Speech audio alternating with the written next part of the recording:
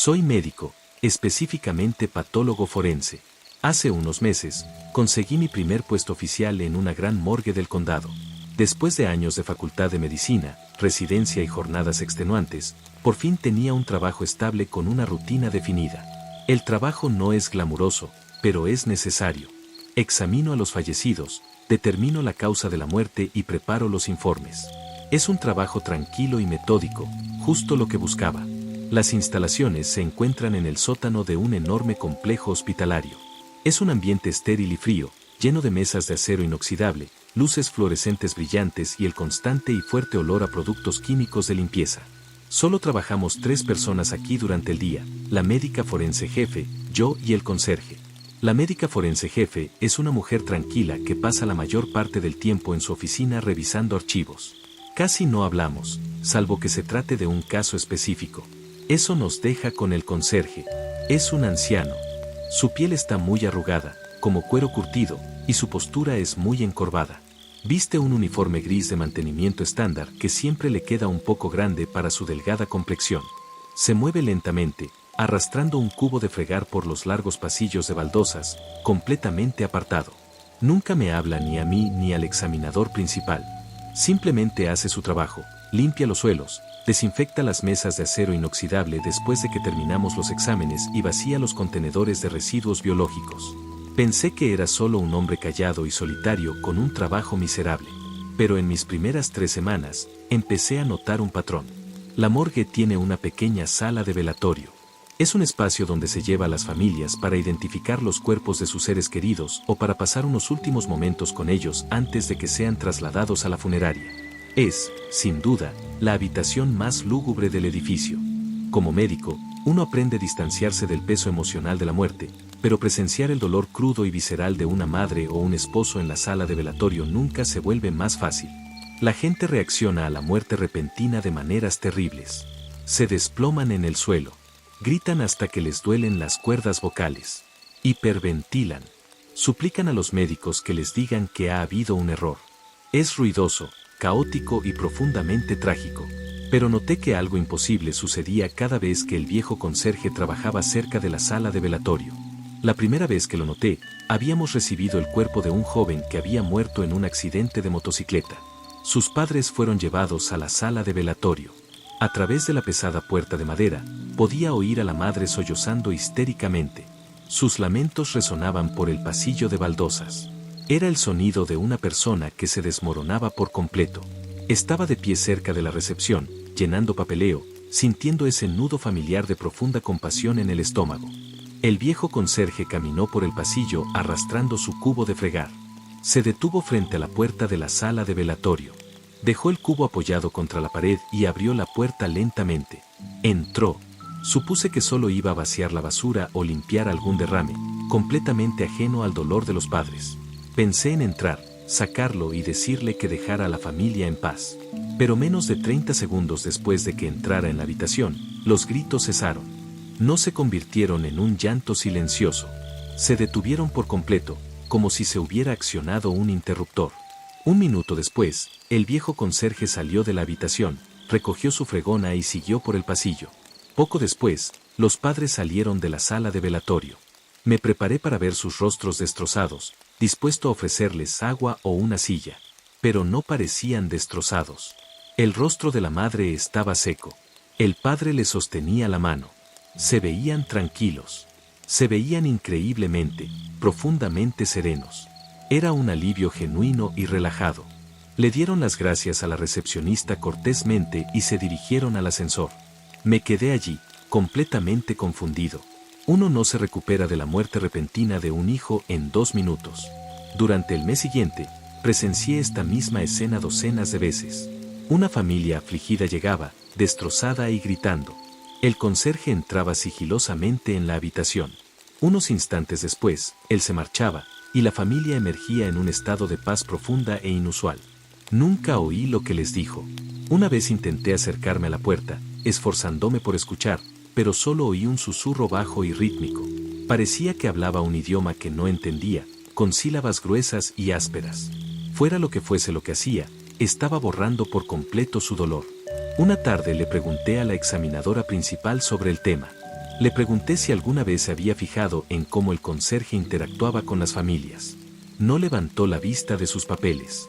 Simplemente me dijo que el anciano llevaba trabajando en la morgue mucho antes de que ella empezara. Me dijo que tenía un don para consolar a los afligidos y que debía dejarlo tranquilo. Su tono fue tajante y definitivo, dejando claro que la conversación había terminado. Pero el comportamiento de las familias no era lo único extraño del conserje. También estaba la regla del turno de noche. En nuestro centro existe una regla no escrita muy estricta. Nadie puede permanecer en la morgue después de las 6 de la tarde. La explicación oficial es que el hospital corta la ventilación y la electricidad en las zonas no esenciales del sótano para ahorrar dinero, pero eso es mentira. La electricidad permanece encendida. La regla real es simplemente que el personal médico debe abandonar las instalaciones antes del anochecer. Solo se queda el conserje. Es la única persona autorizada a estar en la morgue durante la noche. Aprendí lo estrictamente que se aplicaba esta regla durante mi segundo mes. Teníamos un retraso en los informes debido a un gran accidente en la autopista. Decidí quedarme hasta tarde en mi escritorio para terminar de transcribir las notas de la autopsia. Vi a la examinadora principal empacar su bolso a las 5:30. Me dijo que me asegurara de irme antes de las 6. Asentí y seguí tecleando. Exactamente a las 6, la puerta de mi oficina se abrió de golpe. El viejo conserje estaba parado en el umbral. Sostenía su fregona. Me miró, sus ojos profundos y oscuros fijos en los míos.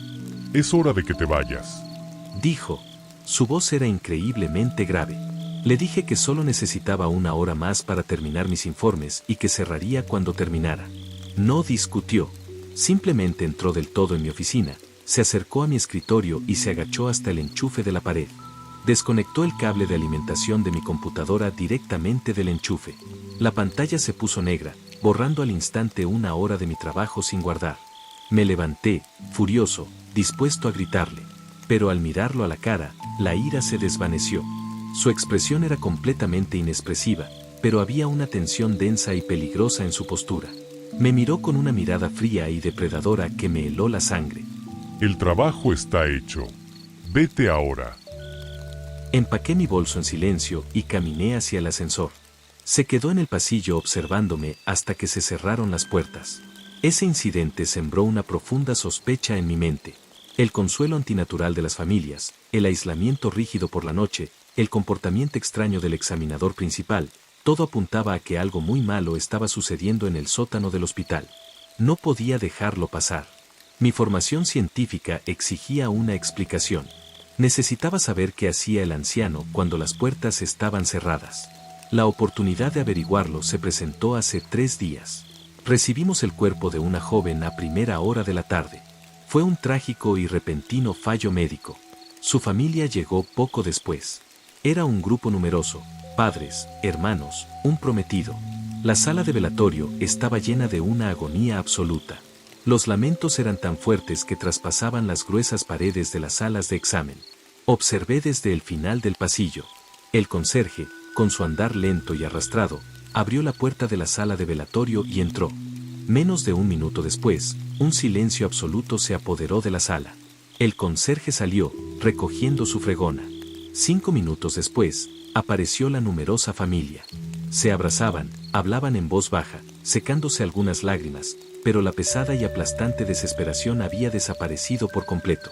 Parecían aliviados. Parecía que se les había quitado un gran peso de encima. En ese mismo instante tomé una decisión. Iba a averiguar qué susurraba y por qué tenía que estar solo con los cadáveres por la noche. A las 5:30, preparé mi bolso como siempre. Me despedí del médico forense y salí al pasillo principal en dirección a los ascensores. Pero en lugar de pulsar el botón para subir al vestíbulo, me deslicé por la pesada puerta cortafuegos que daba al antiguo almacén de suministros. El almacén está lleno de cajas polvorientas con material médico obsoleto, sillas de ruedas rotas y viejos archivadores. Lleva años sin usarse. Me escondí tras una alta estantería metálica, me senté en el suelo frío y esperé. Miré mi reloj. Eran las 6. Oí el sonido lejano de las pesadas puertas principales cerrándose para la noche. El bullicio diurno se desvaneció por completo, dejando el sótano en un profundo silencio. El frío empezó a calar hondo en mi uniforme, provocándome dolor en las articulaciones. Escuché atentamente el sonido del cubo de la fregona o los pesados pasos arrastrados del conserje. No oí nada. Entonces, un nuevo sonido rompió el silencio. Era un fuerte golpeteo mecánico, seguido del chirrido de las bisagras metálicas. Provenía de la cámara frigorífica, la sala donde guardamos las grandes unidades de refrigeración de acero inoxidable que albergan los cuerpos antes y después de la autopsia. Me levanté lentamente, con las piernas rígidas. Abrí la puerta cortafuegos solo un poco y me asomé al pasillo. Las luces fluorescentes principales estaban apagadas. La única iluminación provenía de los tenues letreros verdes de salida de emergencia colocados sobre las puertas. Salí sigilosamente del almacén y caminé en silencio por el pasillo de baldosas. El corazón me latía con fuerza contra las costillas. Sentí una profunda advertencia instintiva que me decía que me diera la vuelta y buscara una salida del edificio. Pero la necesidad de saber, la terrible curiosidad, me impulsó a seguir adelante. Llegué a la puerta de la cámara frigorífica. Estaba ligeramente entreabierta. Apoyé la espalda contra la pared junto al marco de la puerta y escuché. Oí un sonido húmedo, pesado y desgarrador. Sonaba como si unas manos desnudas estuvieran rasgando una tela gruesa, mezclado con un ruido repugnante y áspero. Le siguió un sonido húmedo y rítmico de golpeteo. Alguien estaba comiendo. Incliné lentamente la cabeza hacia adelante y miré a través de la rendija de la puerta. La cámara frigorífica estaba iluminada únicamente por la pequeña luz interna de uno de los cajones refrigerados abiertos. El cajón había sido sacado por completo. Sobre la bandeja metálica yacía el cuerpo de la joven que había sido traída esa tarde. De pie junto a la bandeja metálica estaba el conserje. Su espalda pálida y arrugada estaba frente a mí.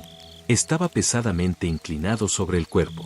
Ambos brazos estaban profundamente dentro de la cavidad abdominal del cadáver. Mi formación médica intentaba procesar lo que veía. No usó bisturí, ni siquiera sierra para huesos ni separadores quirúrgicos. El cuerpo de la mujer no había sido abierto mediante una incisión en Y estándar. El anciano simplemente había introducido sus manos desnudas directamente a través de la piel, el músculo y las costillas. Observé con absoluto horror cómo sus hombros se echaban hacia atrás. Sacó las manos de la cavidad torácica con un chasquido húmedo y succionador. En sus largos dedos ensangrentados sostenía una masa oscura y pesada de tejido. Era su hígado. El conserje se llevó el gran órgano oscuro a la cara. Abrió la boca. En la penumbra, vi que su mandíbula parecía desencajarse, cayendo más abajo de lo humanamente posible. Sus dientes eran afilados, irregulares y completamente negros. Mordió profundamente el tejido crudo. El sonido de su masticación era húmedo y fuerte en la silenciosa y resonante habitación. Tragó un trozo grande entero, con la garganta hinchada de forma antinatural, y luego dio otro mordisco enorme. Sentí una violenta oleada de náuseas. Me tapé la boca con la mano con fuerza para no vomitar. El pánico me invadía. Retrocedí, alejándome del marco de la puerta, desesperado por correr de vuelta por el pasillo y encontrar una salida del sótano. Estaba completamente aterrorizado. Al retroceder el pie, mi talón tropezó con el borde de un pesado contenedor de plástico para residuos biológicos que estaba apoyado contra la pared. El contenedor se volcó. Cayó al suelo de baldosas con un fuerte y hueco estruendo, esparciendo guantes de plástico y jeringas vacías por el pasillo. El sonido era ensordecedor en el silencio. El masticar húmedo en la cámara frigorífica cesó al instante. Me quedé paralizado. Dejé de respirar. Me quedé mirando la abertura en la puerta. Un gruñido grave y profundo resonó desde la cámara frigorífica. No sonaba humano. Sonaba como el ruido que un gran depredador emite en lo profundo de su pecho cuando lo interrumpen en una cacería. ¿Quién anda ahí? Preguntó la voz grave y rasposa. No respondí. Me di la vuelta y corrí. Abandoné toda precaución. Corrí a toda velocidad por el oscuro pasillo, mis zapatos resbalando ligeramente sobre las baldosas pulidas. Pasé corriendo junto a la recepción, dirigiéndome a ciegas hacia la escalera trasera que conducía a la salida de emergencia. Detrás de mí, oí la pesada puerta metálica de la cámara frigorífica abrirse de golpe, estrellándose contra la pared de hormigón. Luego se oyeron pasos. Eran pesados, increíblemente rápidos, y acompañados por el sonido de largas uñas golpeando rápidamente contra las baldosas del suelo. Se movía a una velocidad aterradora. Llegué al final del pasillo principal y giré bruscamente hacia la sala de autopsias. Pensé que podría atajar por las salas de examen y llegar al ascensor de servicio en la parte trasera. Empujé las puertas dobles batientes y me adentré en la oscura habitación de acero inoxidable. Me escabullí detrás de una gran mesa de examen, agachándome. Contuve la respiración, pegando la espalda al frío gabinete metálico. Las puertas batientes se abrieron de golpe tras de mí. El conserje entró en la sala de autopsias. La tenue luz ambiental del pasillo iluminó su figura. Estaba cubierto de sangre oscura desde el pecho hasta la barbilla. Respiraba con dificultad, el aire silbando entre sus dientes afilados. Lo observé desde debajo de la mesa.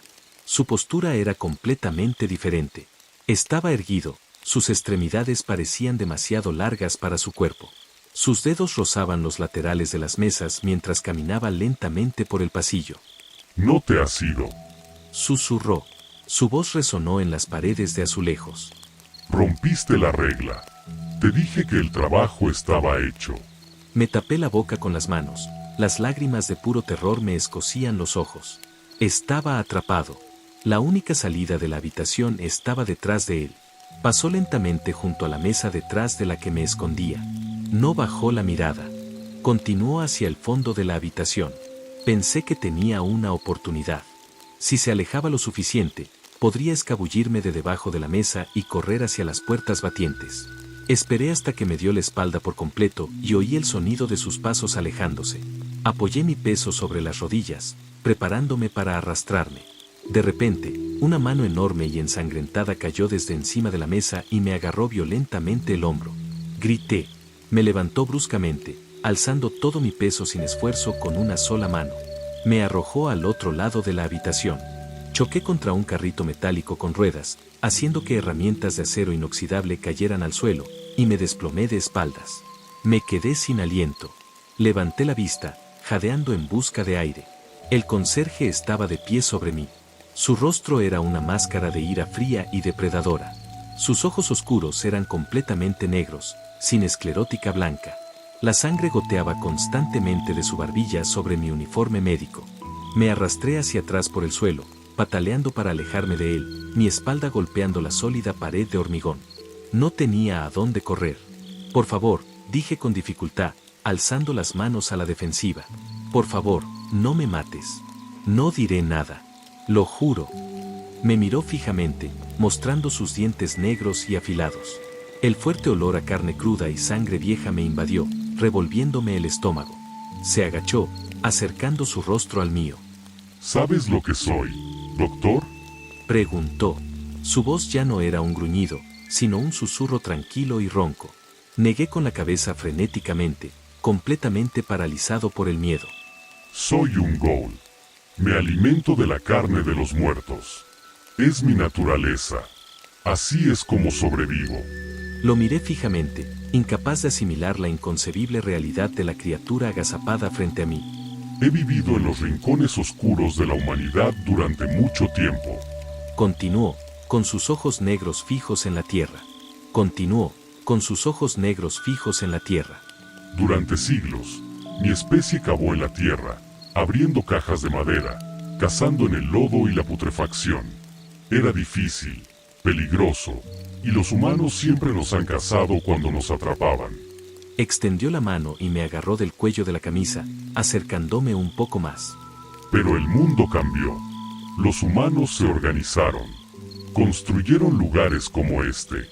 Habitaciones enormes y frías donde reúnen a sus muertos y los colocan en bandejas de plata.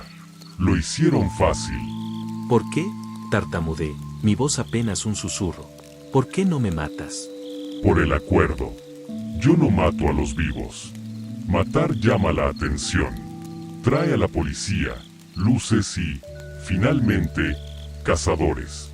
Solo tomo de los muertos. Específicamente, el hígado. Es el órgano más rico, el que contiene la esencia más profunda del cuerpo. Tomo el hígado y nadie se da cuenta. Su médico forense firma los papeles, atribuye la falta de tejido a la descomposición o a un traumatismo, y los cuerpos van al fuego o a la tierra. Las piezas empezaron a encajar en mi mente aterrorizada. La médica jefa forense lo sabía. Sabía exactamente lo que ocurría en el sótano por la noche. Por eso era tan estricta con la regla de las 6. Lo estaba protegiendo a él, o protegiendo al hospital de él. ¿Pero qué pasa con las familias?, pregunté, con la desesperación abriéndose paso entre las palabras. ¿Qué les dices en la sala de velatorio? ¿Cómo evitas que lloren? El espectro sonrió. Era una mueca horrible, que estiraba la piel. Ese es el precio del trato. Una transacción. El duelo es una energía pesada y tóxica.